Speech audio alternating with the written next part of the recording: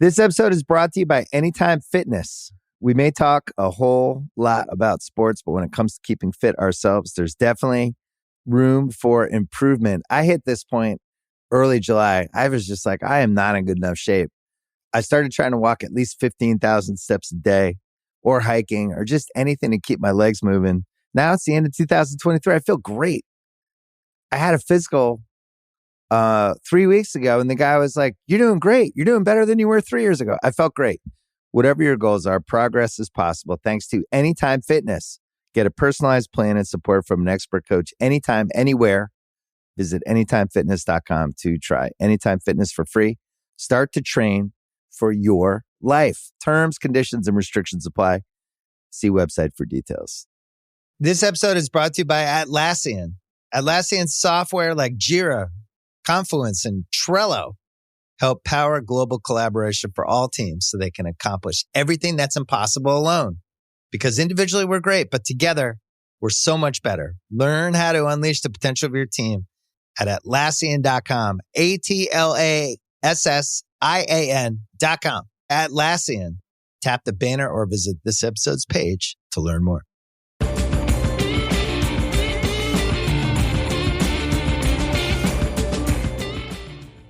Welcome to Beyond the Arc.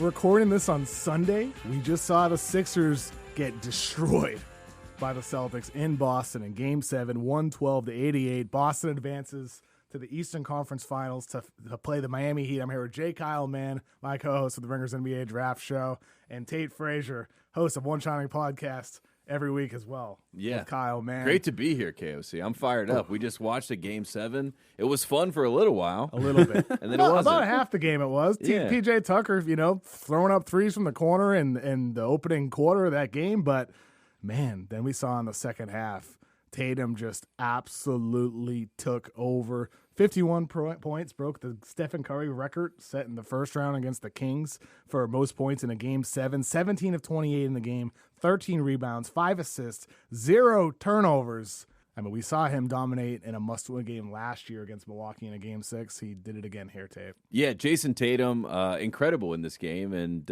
like you said, I mean, it was 55-55. It looked like, wow, going to come down to the wire here in Boston. The 76ers have showed up. PJ Tucker kept them in the game, and then it was gone. And it was gone in a flash, and it happened because Jayson Tatum started to attack Joel Embiid on the perimeter, got a lot of switches in the pick and roll, and he just cooked them. I mean, that's really no other word for it. I mean, Jayson Tatum was incredible, and it's not fun for him that you break a record that was 2 weeks old. It doesn't sound as good, but it sounds good to have the most points ever in a Game 7, so he got that done. Yeah, I mean, with Mom sitting front row, quite the Mother's Day present there. But he had the whole bag going, and it was an interesting thing there where, the game was 55-55 there at the start of the third, and it looked like the Sixers just seemed like they got in this position where the storm hit, and they didn't have anybody that could kind of batten the hatches and calm everybody down, which has kind of been a recurring theme, which maybe we'll talk about that. But it just seemed like they were really laboring to get offense going, and they defensively they seemed like they started to get stressed. And the Celtics just pedal to the metal, put them away. I mean, it was wild to watch. And it felt like no matter what the Sixers did, it's as if Doc Rivers and that coaching staff was just pushing buttons, trying different schemes. Oh, we'll try to switch Joel Embiid. Oh, we'll drop. We'll do this. We'll do that. And none of it worked. And I think ordinarily, I mean, this is Doc Rivers' fourth time in his career blowing a 3-2 lead as a head coach. He blew, 3 separate 3-1 leads that also turned into 3-2 leads. So this has happened 7 times in Doc's coaching career. And yet in this game, I have a hard time. The conversation's going to be, will Doc Rivers be fired? Maybe by Monday morning when this show airs, he will have been fired. But I have a hard time blaming Doc here when your 2 star players, Joel Embiid and James Harden. Harden in this game, 9 points on 3 of 11, 7 assists to 5 turnovers. Now in his last 3 playoff games with the Sixers, he has 0 points. Wow. 0 shot attempts. 0 free throws. In the fourth quarter of his last 3 Sixers playoff teams, for context, Ben Simmons in his last 3 with the Sixers had 0 shots, 5 free throws, 5 points. So Harden putting up Ben Simmons stat lines in the fourth quarter. And then Joel Embiid, I mean, he's looking like the pity MVP with 15 points of 5 of 18, 0 of 4 from 3, 4 turnovers. He disappeared in the last 4 minutes of Game 6, didn't even get a touch. And in this game, he was absolutely invisible as well. Kyle. I mean, like, you can't win when your stars playing like this. It's embarrassing for Philadelphia to go out like this. I was going to say Ben Simmons did get a shot up today on Instagram. Camera shot. His best shots, honestly. It was a little poorly. I wouldn't have done that if I were him, considering the body of work. Speaking of body of works with Doc, yeah, I mean, Kevin, I think you and I talked about this last summer about like the dynamic of if James Harden isn't going to be James Harden anymore, if he isn't going to be 2014 to 20. Pick your end date there, where you think it ended. I mean, it's been in the past 2 or 3 years. Let's say 2020, where he stopped being the on ball. The on ball pressure is the sell with James Harden, because if he's not going to be, people talk about what a brilliant passer he is. Like, for him to sort of weaponize, I always say passing is a responsive skill set. Now, you can be an off-ball guy who catches and then quickly runs into another action, or you make like Maxey. Maxey does that. Yeah, Maxey does that. There are a lot of Lonzo Ball is one of the big prototypes, I think, whenever we talk about young players coming into the league, of these guys who don't need the ball but can do a lot with the ball when they have it. And Harden, if he's going to dominate the ball and play this slow style, especially paired with Embiid, the scoring threat has to be there. And when he gets into the lane, into the teeth of the defense, and he's just not looking to score, I don't know if he's favoring an injury, or I don't know if he just his confidence is shot or shaky or has faltered a little bit. If he's not going to be that version of himself, he's going to have to shift the way he plays. And this is an ad nauseum conversation that we've had about him, but it's a non-starter for the Sixers going forward if this is who he's going to be. I don't know what kind of decision they're going to have to make, but they're going to have to do something. Yeah, and the best thing that they did in the third quarter after the game was pretty much out of hand was Doc got the ball back in Maxey's hands.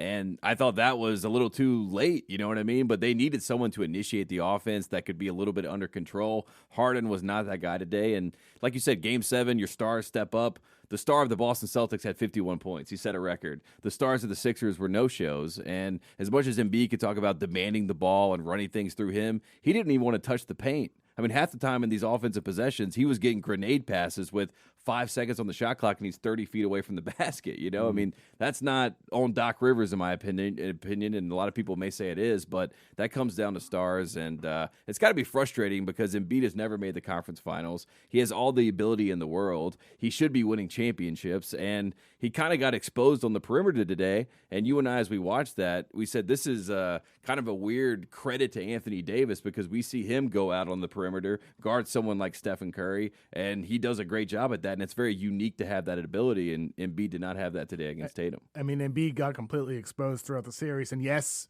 he had a knee injury. Yes. And that goes without saying, but we will hear about it in the postgame. We will, I'm sure. And Embiid also throughout the season, though, the reason why he wasn't the defensive player of the year like Jaren Jackson is because of that perimeter aspect you're mentioning. And you said it in there, Tate, like Embiid in this series, so much of it felt like mindset. Like in that Game 6, he's like, I didn't touch the ball the last 4 minutes. Well, he didn't demand the ball. He didn't call for it. That is partially on coaching, but it's also partially on Joel Embiid. And he had this quote I saw put out after the game today. Entering the postseason, he was talking about the mindset of potentially winning MVP. He said, people have been talking about who has the most pressure to win. People want to mention me. I'm not at the top of that list. I'm not a 2-time MVP. I've never made first-team All-NBA. I've never won anything. So why is there pressure on me to do something when there are guys who have won 2 MVPs, a bunch of MVPs, and haven't done anything either? That's a loser mindset. And I think with Joel Embiid, he needs to look in the mirror at this point in his career and say, hey, my supporting casts have never been perfect. I dealt with Ben Simmons, Markelle Fultz busting, Sam Hinkie, he's getting thrown away by the NBA. Jimmy Butler leaves, all this stuff over the years that's out of his control. But if you're Embiid, what are the things that I can do to be better moving forward for this franchise? I think he needs to really take a hard look there because quotes like that come out before the playoffs even begin. Come on, man. The pressure obviously is on you. You're one of the best players, MVPs or not. Yeah, and just in general with Embiid, I mean, he is a top 5 talent in the league. Everybody knows that, and that's why it's frustrating because we all want to see him play at this level. I mean, and when he does play at that level, as we saw in Game 5, they win Game 5. And I think the reason why it hurts if you're a Philly fan or someone involved with the Philly organization, this was for the taking. this was the year. Even in the regular season, right? We were all talking about, Harden takes less money. They bring in some depth. They kind of had, they had put everything in place to go win a championship. You had the MVP. You had the scoring champ. You had James Harden, who was basically guaranteed 10 assists, in the playoffs. Everything was there for the taking, and that's why it hurt so much more, because it wasn't like, next year we can do this, next year we can do that. It feels like we're close to the end of the road, and I know Doc said he has 2 more years, but I mean, we'll see how long. We'll see. Well, do we really? Hours? Yeah, might be 2 hours. Might again, be 2 this is days. Sunday, so we don't know what's happening for sure. We do have a Eastern Conference Finals coming up between the Heat and the Celtics. We now have a situation where all 4 teams that made the conference finals in the bubble, which people said was fake, vindication. Clearly not so much with the Mickey Heat and Mouse Celtics. is laughing right now. Hunt that asterisk into the sun. We get the Heat and Celtics again, and obviously we'll talk about the Lakers and Nuggets later. But Heat and Celtics, 3rd time in 4 years they face each other. We saw Miami win 4-2 in the bubble over the Celtics. Bam Adebayo getting that big block on Tatum being one of the images that we remember from that series. Celtics winning in Game 7 last year in the conference finals. Jimmy Butler missing the shot at the buzzer. What's your first thought, Kyle, when you think about the Celtics Heat series coming on up? It seems like it's kind of a mindset matchup that I really like a lot. In that, like, it's a culture matchup. It's a matchup of cultures. No, I mean, I think that the Celtics have done a lot to sort of remedy the issues that have plagued them over the past, or the walls that they've run up against. I think, and their players have matured a lot. Jaylen Brown has matured a whole lot in the last couple of years. Rob Williams, we'll see if they can get consistent production from him, if they can keep him on the floor. He was an irritant today for Joel Embiid. Just being out there, he was an extra thing to think about.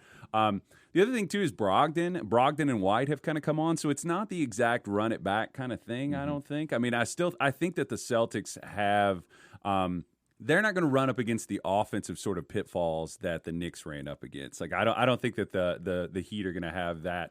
They're not going to have that element to sort of in their favor. Like, I think that the Celtics are definitely going to stress the Heat more offensively, probably than any team they've played. Because Cleveland, similar thing. It's like I just don't think that. I think offensively they're going to be the biggest challenge that Miami's had yet. Naturally, it's in the conference finals, you would think. Yeah, and I feel like the real big matchup is not even with the players. Obviously, you can argue Tatum, Butler, who's the best player in the series, right? That's the conversation. But there's an obvious best coach in the NBA. He's going to be in the series. And then we have Joe Mazzulla. And Joe Mazzulla, this is his first rodeo. This is his first time in the conference finals as the guy.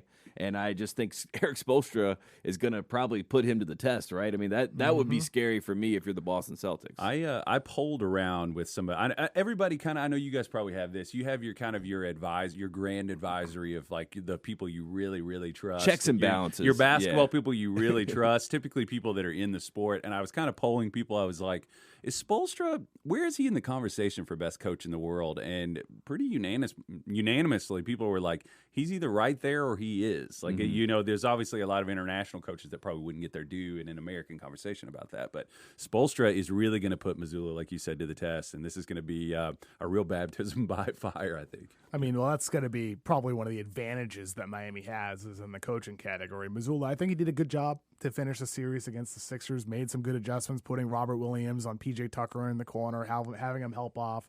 Smart adjustment doing that, going to 7-man rotation. Smart adjustment, trimming it down. How about pulling your starters when you're up 30 points with 6 minutes to play? Wow. That'd be smart. Malone and Tibbs were like cracking their knuckles when they saw that. Yeah, they were like, what is he doing? Yeah. And I think on paper, Boston has better depth, and yet you look at Miami, Tyler Hero goes out, and in some ways it feels like they're better off without Hero, because without Hero running pick and roll, getting touches, you're seeing Gabe Vincent do more, and he is shredding in the pick and roll, shooting the hell out of the ball. On defense, you got Caleb Martin stepping up. Offensively, he's hitting spot-up threes. Strus doing his thing. Duncan Robinson back in the rotation, doing stuff off screens and handoffs. The Heat, if they're going to win this series, I mean, Butler's going to do what he does. Bam's going to have some games as well.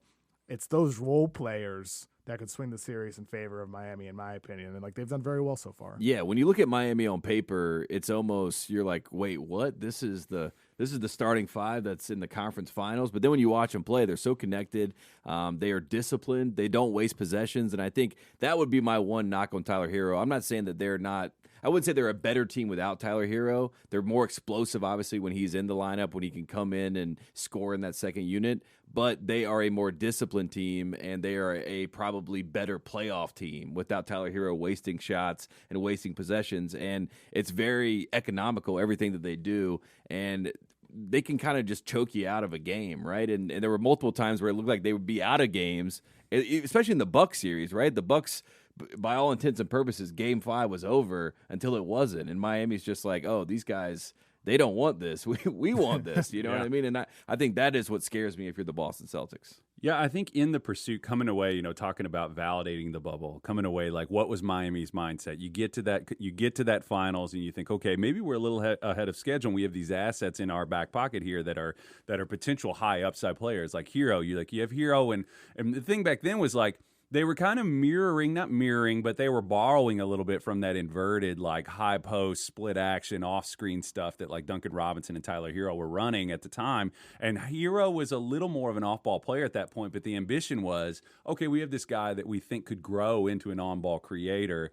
And then you bring in Oladipo, you get him as a distressed asset, and you think, okay, maybe he could potentially become another thing that can make us dynamic, give us another handler. But I think in the process, maybe those things just didn't pan out exactly the way that they wanted to. Hero has been good, and I still think he could be good, but I think it could be a little bit of an addition by subtraction thing because you have total buy-in and connectivity, and you kind of are returning to their identity offensively a little bit, which maybe has eliminated a little bit of waste and maybe been why they've been able to go on this run because they've just kind of found a rhythm with this group that they've been going with more. Yeah. Tate, give me the team that wins the series and in how many games? I think the Celtics win the series, and I think they win in 7. Kyle? I'm going to say Celtics in 6. Celtics in 7.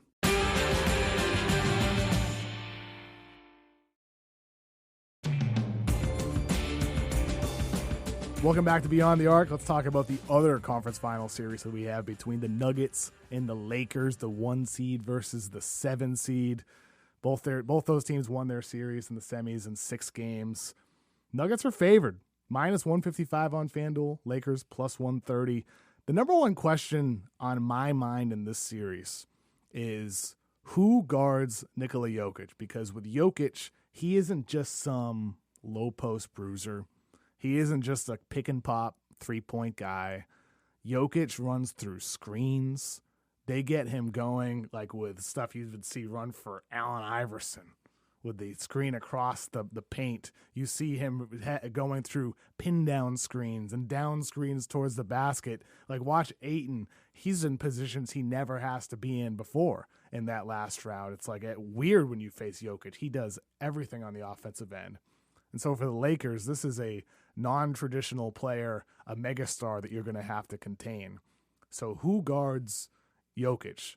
Kyle, Tate, what do you do? You're asked by Darvin Ham. Who guards Jokic in this series? I think I'll start with the obvious one, right, is probably going to be Anthony Davis, you would assume, right? You're going to have Anthony Davis guard Jokic. We'll obviously see that matchup. Probably start with that. Probably start with that, and you just see where the chips may fall because Anthony Davis has probably been the best rim protector in the playoffs so far. I mean, at least the scariest, right? We saw the Warriors struggle with him, and they didn't even they would just throw the ball up at the basket. They didn't even want to see him swat it. Looney wouldn't look at the rim at times. Right. Like literally wouldn't look at it. They were afraid.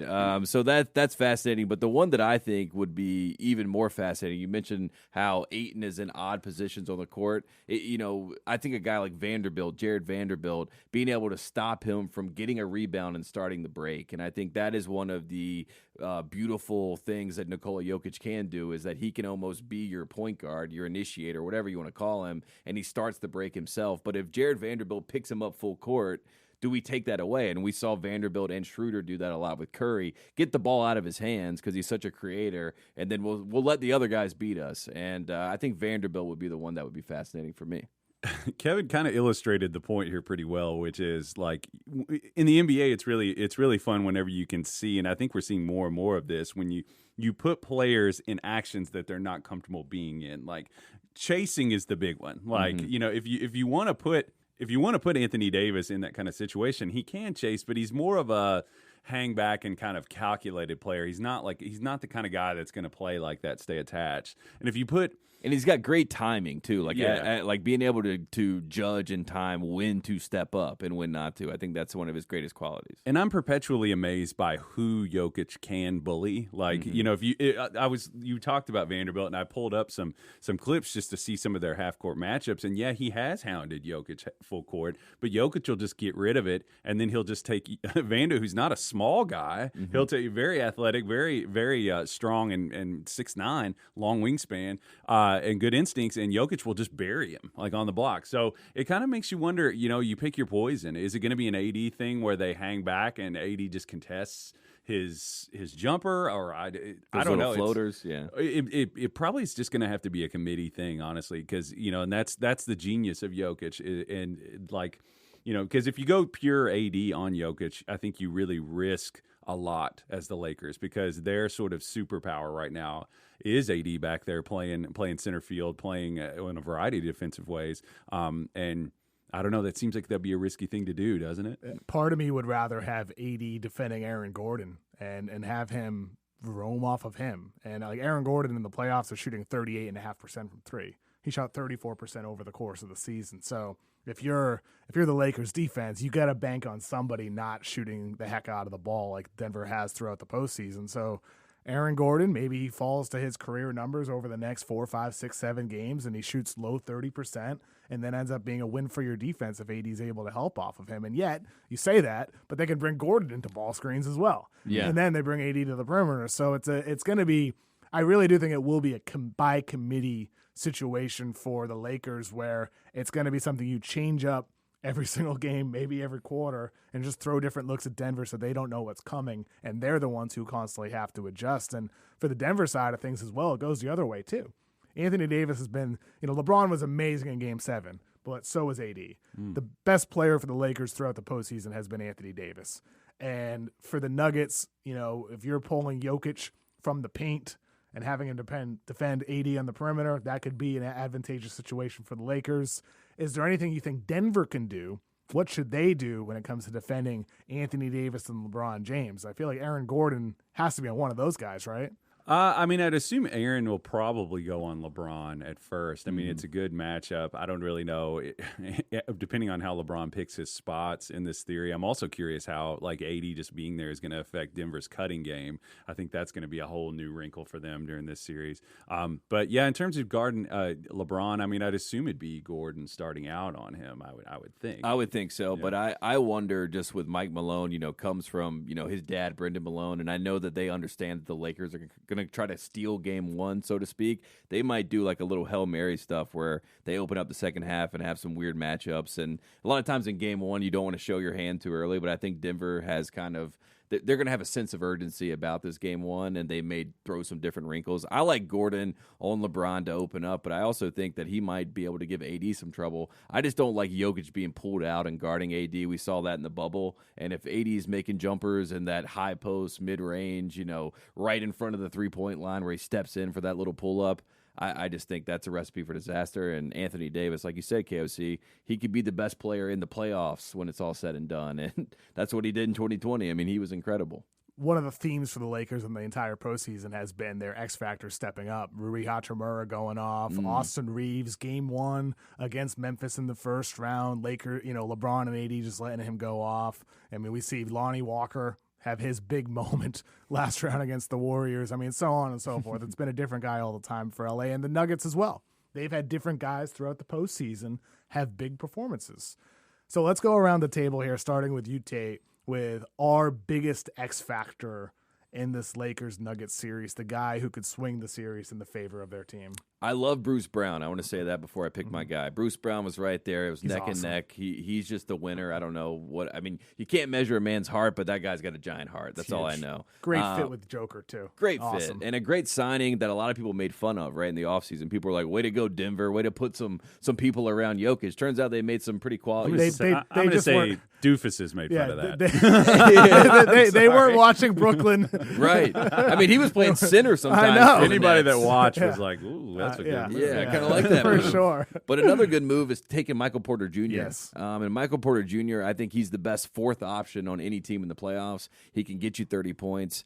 He's just a He's terrifying 6'11" Clay, basically. Right, I mean, exactly. And he gets hot, and he's kind of like Tatum's the same way. When they get hot, you're just kind of like, watch out. I mean, there's really nothing you can do about it. You can put hands in the face, you can double, you can do whatever, but it just seems inevitable. So for me, I could see Michael Porter Jr. just winning them a game, maybe even on the road, right? Where he comes to L.A., he likes the bright lights, he drops you 25, 30 points, and you're like, wait a second, did Michael Porter Jr. just win the series? You know, that's my guy. Kyle, who do you got? He giveth and taketh away, I would say. I'm gonna call an audible, and I'm actually gonna take Bruce Brown. I think that defensively he's gonna be a huge tool for them in this series and be switchable, and I think he's gonna be, I mean it's a lot of the same similar formula that's worked for them over the course of the year. You know, in those inverted screen actions with Jokic. I love Bruce Brown. I think he's tough. I think he's gritty. This is a series of.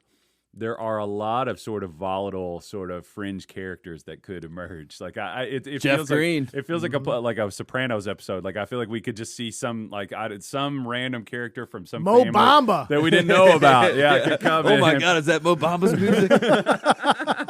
You're right, though, Kyle. Like, it could be so many different guys. It's hard to pick. It really could be. I mean, like Jared Vanderbilt, we talked about earlier in the context of who defends Jokic. His minutes fluctuated last round against the Warriors. They're not even defending him when he's spotting up in the corner. So we'll see there. My pick is going to be Dennis Schroeder. Dennis Schroeder is the one guy. He's the X factor from the last series, really. Yes. Oh, and Curry. the way he defended Stephen Curry, can he replicate that against Jamal Murray, who is, a little bit bigger, not dramatically than Steph. Steph's big too, but Murray I think is slightly bigger. I think for Schroeder, that's going to be a key in this series, how he defends Murray. And then offensively, pick and roll, downhill with AD against Jokic. Schroeder's the one guy offensively. I mean, he's had a pretty good career, especially in his prime years offensively on Atlanta. He's the one guy of all those Lakers players, D'Lo, Rui, Reeves, who hasn't had a majorly explosive offensive game. And Schroeder's the guy I'm watching this series where the Lakers might have to lean on him some night if LeBron doesn't have it or if AD doesn't have it. It could be a Schroeder game at some point in this series. And like you said, it's going to be a series of some randoms stepping up. Kyle, same thing. What is your prediction for series winner and in the amount of games? I've had this has been the hardest one to think about for me because I want to give the Nuggets credit because of how much they're humming. But I do think that the thing you brought up with Schroeder is interesting, and Tate and I were talking about this, that like the reason that I think that the Lakers have been able to aggressively chase the way that they do is because of AD. And if you think about like, is that going to impact Murray in the same way? If it does significantly impact Murray over a long period of time, and wear him out, get him tired, get him to make mistakes. Maybe he has a tough game. He has a little more back to the basket game in his game than Steph, which is a factor there potentially. I'm going to say Nuggets in 7. But that's a really tough call for me. I don't feel I'm not going to like pound my fist and say I'm certain about that, but I'm going to lean towards the Nuggets. But it's a small margin for me. Yeah, I personally think Game 1 is going to dictate this series. If the Lakers win Game 1, then I think it's Lakers in 6, and I think the Lakers are going to win Game 1. I think they're riding the high. I think that they have figured out this formula where if they can just steal one game, Game 2, they can kind of sit on their heels a little bit, not show their hand, figure out some matchups they like, test out some stuff for when they go back home, and I think the Lakers win in 6. So Kyle sees a KCP revenge series. Tate sees Lonnie Walker stepping up. We were trying to figure out what the revenge was for KCP. It sounds good. I mean, it sounds provocative. MJ route. Make up a narrative. Yeah. Bradford Smith didn't say anything, turns out. Make up a narrative. LeBron said something to KCP. I just don't know what. It's like checks in the mail. You dumped me. I'm going with Lakers in 6. And that means we get a Lakers-Celtics finals. I think that's what the NBA wants, right? I think so. Checks out.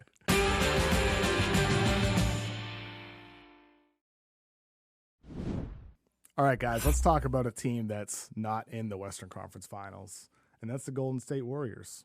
We saw them go out, get blown out in LA against the Lakers, and, people are talking, is the dynasty over? Pretty quickly. You got Draymond Green coming out saying they'll be back, Klay thinking they'll be back. Seems like the Warriors will run it back in some form for next season.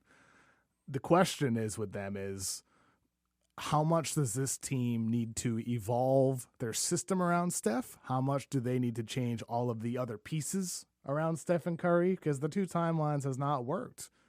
Jonathan Kuminga barely plays. He might want out. James Wiseman, possibly the biggest bust pick they could have taken at number 2, considering LaMelo on the board and up next. Imagine him if he were in the Warriors. Could have had Franz Wagner over Kuminga.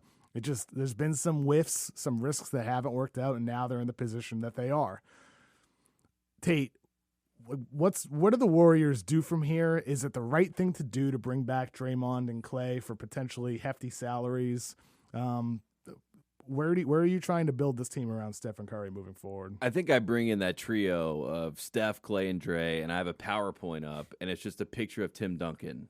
And I say to these guys, like, do we want to sacrifice and make one more run? You mentioned the two timelines. If you guys are in, if we buy in and we want to go try to win again, let's take these young guys and let's go get some more veteran. Let's bulk up and get guys that are more on our timeline to go win a title, try to compete for 3 more years with this group. Klay, can you take a pay cut for us? Draymond, can you take a pay cut for us? You know that you're not who you once were. Yes, you deserve to get some sort of legacy payment, right, because of the work that you put in. But if we do buy in, the 3 of us, and you are a big 3 as you have been, Steph Curry's the son. You know what I mean? And he is the person that we have to appease in this situation. He looked prime and ready to go make a run for another championship. He's not a concern, in my opinion. But if those 2 guys can buy in, take less money, have a little bit of self-awareness, right? I know it's a business and we don't want to do that. But if that were to happen and that conversation happens, I think you have a real chance to maybe dump Jordan Poole or Kuminga or one of these guys that have value elsewhere in the league and get some more reliable players, starters, whatever you want to call it. And especially when you see Iguodala retiring, and it just felt like the second ship of Poole and Kuminga and Moody, even though I liked Moody. But you have a guy like, you try to go find more Dante DiVincenzo's of the world to come in and kind of steady the ship. And that would be my conversation. But if those guys still want to get paid, then maybe it is time that we actually pivot, at a large scale level. So we'll see what happens. Getting more DiVincenzo's would be a big win, considering he was far better than Jordan Poole. And Poole, he's just a steady player. He's a more mature player, right? I mean, and Poole, this time last year, I feel like with Jordan Poole, he was like, oh my God, they got their young guy, someone popped. Mm-hmm. And then in the finals, his limits start getting limited, and his minutes start getting limited. Boston's attacking him on defense. He gets punched by Draymond. His season, statistically on the surface, 20 points per game. Efficiency's not the same, but he's always been a streaky 3-point shooter, and then he just cratered in the playoffs, and he was a total liability on defense, sloppy as a playmaker. I feel like for the Warriors, he's one of the biggest whiffs as well, considering they paid him $128 million. Right. And now at this point, I don't know if you can keep him. I don't know if you want him part of your future. The Warriors are suddenly in a tough position here, Kyle, right? Like they are. They're in a really tough position with the older guys. Draymond, we saw him just a couple years ago when he was a little bit out of shape. What that looks like when he's not his prime self. Klay fell apart in the postseason. He was up and down during the regular season, and now you get this Poole contract, young guys with diminished value. Do you think the Warriors can get back and win another title? I think you have to start from the question of how strong do we think that the core is, and you start asking the question of like, where is their decline? I mean, I think we can just set Steph over here. He's ready to play he's ready to play at a Finals MVP, league MVP level, probably for a couple more years. Steph, put your earmuffs on. This isn't about you. It's about the other 2 guys. Minimum. And Draymond, I still think defensively is brilliant. I think that we talked a lot about like in that Lakers series about like, Darvin Ham tried these guys, and we sort of demerited Steve Kerr. But the big thing too is that like they have this 2-pillar thing of Davis and LeBron gave them a little more freedom, and that what we saw in these playoffs was it was 1 pillar for Golden State. But I do think that the philosophy works.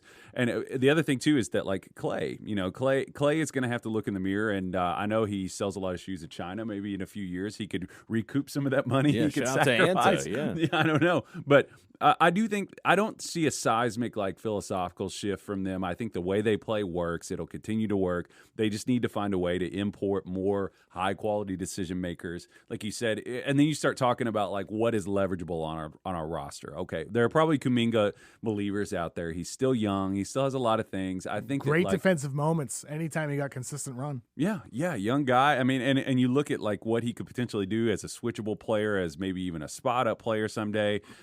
It could come, but they just don't. That's the trouble with the 2 timeline thing, is that you don't have time for a cake to bake. You know, we need something to come out of the oven quickly. And like, you know, it was great that Poole played well, and you know, he was like, I think the 29th pick, I think, in that draft. But you know, they turn around, if he was on a salary that was kind of standard with that would work. But I just think they're going to have to find a way to get more switchable guys who are also great decision makers. But that's harder to do than ever, because of the irony of this is it's so hard because of the tidal wave. They're seeing the repercussions of the movement that they started. So now those types of players that you're trying to get on the floor that are great decision makers, that are switchable, those are the guys that they kind of blitz the league with the lineup of death. So they're harder to get. On that basis, it makes me feel a little bleak about it because of the money and because of the scarcity of those guys. So the pay cut is the only thing, or maybe guys just go out of their way to come play with those guys. Sure. Right. That's the only thing that you can really sell to the rest of the league, that we are locked in here, that we all are coming back. And look, Draymond's a great recruiter. Otto Porters of the world, those types, right? Exactly. And he was a distressed asset at the time that played up, and maybe it's that kind of thing. Right. And Draymond, go recruit, right? I mean, that's what he did the first time. I mean, that's what he can do. Draymond can recruit if he buys in and believes. Got the clutch connection now. And that was obviously the Poole contract obviously had some sort of effect on everybody. It affected Jordan Poole in the way that he played, because now he plays like a superstar, or like he deserves to be a superstar. And right, he's getting paid like a superstar, so he should. Yeah, he doesn't perform like it. That's right, for sure. but it impacts the Draymond, Clay, right? You see this other guy who wasn't a part of all of the success, but then he comes in and gets the last bit of it, then he gets paid like he was. You know what I mean? There's a lot of stuff that goes into it, and maybe there's a team around the league that believes Jordan Poole could be their son. You know what I mean? Like, Orlando he's Magic not Steph Curry, for but Jonathan Isaac. Right, there you go. I love it. I love any Jonathan Isaac trade talk, but I think I think Curry could get Isaac back. The D'Lo thing is a good example of a Poole situation. Poole last year, in a way more like solid, like great foundation, a lot of leadership, a lot of connectivity, and good offense on the floor. You can handle the volatility of a Jordan Poole, and it plays to your favor. D'Lo Russell drives you crazy. You get into a situation with a LeBron and an AD where, like, all right, we're rock solid. D'Lo, just go be your aggressive, risk-taking self, and then he's maddening in the other way. You're just like, this, we can't handle. Now we have to deal with this guy playing well. It's just they're going to have to get back to, if they're going to keep. And if he's not playing well, you can take the ball out of his hands, and it's no harm, no foul. Exactly it. Yeah. It's going to be fascinating to see with this team. It really is. Like, they're the team I'm watching the most right now, because also Bob Myers. Will he be back? He's been doing his podcast. He's on his tour. Like, hey, I'm available. Pay me, Joe Lacob. I mean, we don't know who's going to be running the team. We don't know what Draymond will be getting paid, Clay will be getting paid, if those guys will be even back. I mean, we'll see how things manifest over the next couple of weeks and months ahead of free agency. If you had to guess, KOC, do you think Draymond will be back? I think they'll be back. I think they will be too. I'd be surprised if they're not back. I'd be very surprised if we don't see Stephen Curry, Klay Thompson, and Draymond Green in the Warriors starting lineup next year. I'd be surprised, but you never know. Like, things can change. Draymond could very well get recruited by another team as well. They might be willing to pay him much more than the Warriors are. They have the CBA restrictions with those new rules coming up. If they hit the luxury tax, the second or eighth room repeater tax, all that stuff that are factors for the Warriors, where maybe Lacob says, hey, let's take a little step back for a year or two and to readjust everything around Steph. Because we're not sure that Joe Lacob thinks Steph Curry's the son. You know what I mean? We're always wondering if he thinks he is the number one priority, and that was always the question, even the first iteration, right? And that's why Kevin Durant was such a conversation point. So maybe that is what's going to be fascinating with this whole group. Over the weekend, we saw that Monty Williams was fired by the Phoenix Suns 2 years after going to the finals. They've had, one of the best records in basketball, but from my understanding is Phoenix was just in need of a change. The roster might not change a ton this offseason from a foundational point of view. There's not a lot that they can do with their assets. The best way to change the system is to change the coach. Over the course of the season, I remember it was late November, early December, around the time when Devin Booker and Chris Paul were out. I remember hearing the Suns are trying to get Monty Williams to get Bridges more touches, and he just was unwilling to do it for 3-4 weeks. And then once he did, boom, Mikal Bridges blossoms. During the playoffs, he's playing non-shooters in games 1 and 2 against Denver. There's a frustration with how slow some adjustments were happening. Despite that, Monty is he installed a system, a culture there, a very good coach. But it seems like kind of a philosophical difference, maybe wrong coach, wrong time when he was previously the right coach. And now we have a situation where maybe they do make changes. Maybe they can't make many changes. They don't have a lot of assets. Kyle with Phoenix. What's the number one thing on your list if you're in James Jones' front office this offseason? Is it moving DA? Is it a big trade? Is it free agency? Like, what's the number one thing on your mind that needs to be resolved with this Phoenix Suns roster to take a step up next year? The big thing is, they're going to be kind of doing the similar thing to what Golden State's going to be doing. Can they get shooting on the floor and get like defensive connectivity, switchability on the floor? I would think that Chris Paul is probably going to put his name in the hat in the ring to be the head coach. First of all, honestly, I'm half kidding. No, I'm not. I'm not kidding. That was going to be my first thought. I thought that there is a real chance that like sometimes it's not the message, it's the messenger. And I think Monty kind of, for whatever reason, it felt like he lost this group. Right? I mean, there was something off. You can't get beat by 30 points in back-to-back. Sometimes you elimination lose games. Your voice in the locker room. Of course, it happens. And Chris Paul's voice is a very prominent voice, and they seemed like they were kind of like president, vice president. They were running on the same ticket. They were campaigning together, and there was some connectivity. Obviously, Chris is not on the court, so that changes things. But I think that honestly, you bring in a new owner. What is a new owner going to do? He's going to meddle, and I think he wants them to meddle in this situation and say, all right, I want to find the coach that's going to make Kevin Durant happy, who I just traded for, who's going to make Devin Booker happy, my franchise player that's already here. And if Monty is frustrating those guys and they feel like he can't make the adjustments to help them win, especially when you saw Jason Kidd do it to you, especially when you saw Mike Malone do it to you, I just think that you lose faith in the messenger, and that's why they had to make a move. For sure, I agree with you, and I think with KD, I mean, Ishbia makes that big move. He's the one who pushed the trade Bridges and trade Cam Johnson with all those picks and new owner, right? New owner syndrome. I mean, we've already seen reports about how he's kind of like absorbed, taken some power from James Jones. Ishbia is going to have a lot of say in this front office moving forward, and we'll see if that ends up being a good thing or a bad thing. And for the Suns at this point, it's a weird position to be in because you got KD, Booker, Landry Shamet, and DeAndre Ayton as your only guaranteed contracts for next season. Chris Paul is half guaranteed. CP3, we've seen the pros and cons of having him on your team. He does run a steady ship. They probably could have used him early on in the first half against Denver. They didn't have him. But there's also pros. You see the ball move better without him. Sometimes there's a fluidity to your offense. The pace picks up. The pace. It moves faster, which could be good for Booker especially. Booker can be a playmaker. He can run the show. He's come into his own in that sense a lot. 100%. All those reps when the Suns were the bright future Suns are beneficial at this point.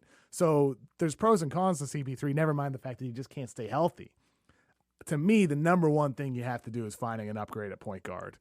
And whether that's a Fred VanVleet, or bringing in Kyrie Irving, granted there's pros and cons there with Kyrie, somebody who just fits this system better than CP3. I feel like Monty, he was part of building it and leveling it up, but now it's at the point where he'd be better off somewhere else. What about Russell Westbrook? No, thank you. That's the one that fascinates me. I feel like if they're get him. Yeah, I think there's a world in which they try to recruit Westbrook to that team, and they try to get Westbrook. The only person that he's ever deferred to, Russell Westbrook, in his career is Kawhi Leonard, and he did it for 3 weeks or until Kawhi got hurt. True. But that's the first time he's ever deferred to anyone ever. And I wonder if you brought him into this situation, and he and Kevin Durant are apparently on better terms these days, and you have Devin Booker, would there be a world in which that Durant and Westbrook defer to Booker, say, this is your team, you're the younger guy, we're going to help you be a part of this big three, and we're going to put the emphasis on winning, and then you get a coach that can kind of help mature that group together. That's it. I think the tedious thing that they're going to be doing is balancing the idea of a tactician, like someone who is a meddling tactician who is going to be able to be really creative. But I don't know that you want to totally do that because of the brilliant sort of improvisational skill that Durant and Booker. We even saw that in this series, that they were almost. Could Bud be good for them in that sense, where he is creative. Bud doesn't need to meddle, which is his weakness as a coach, is those mid-game adjustments. Yeah. Would him having a Booker KD combination be beneficial? Because he can build the system. We know that's what Bud's good at. Yeah, I feel like KD is he really leans towards those player friendly, like former players. I honestly wonder. The Russ thing is interesting. You're grinning like you know where I'm going. It makes me wonder if you do a two-sided thing with this, where you somehow go get Ty Lue, who spoke to Westbrook and got a different side out of him, and you do those two things as a 1-2 punch, maybe as an option. If you were going to bet, because in any other circumstance, like you said, Russ's willingness to defer is so conditional and so finicky that I would not want to bet on it. God bless Ty Lue. He's the person who motivated him to do that. That might be an option they could take. I like Ty Lue. No, thank you. You're losing in the first and second round again next year if you get Russell Westbrook. Limited options, KOC. We're grasping at straws here. Van Vliet, Kyrie, Russell Westbrook. Give me those guys over Russ any day of the week. No, there thank you. There's also some other news over the weekend. We all woke up on Sunday morning and we look at our phones and we see, Ja Morant once again flashing a gun on Instagram Live. That happened over the weekend. I mean, I guess apparently the 96 or so hours of rehab and the Jalen Rose puff piece interview and all of that stuff, the 8-game suspension, nothing changed there. And with Ja, I mean, there was an image of him 2 weeks ago guzzling tequila in a club like it was a beer.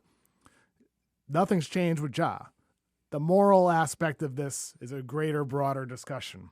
I'm very interested in it from the perspective of the Memphis Grizzlies because you need to ask yourself as a franchise, everything with Ja. Like your executives, your coaches, your team attendants, your other players in the locker room, they know the full extent of the Ja Morant experience. So they can answer this question better than anybody.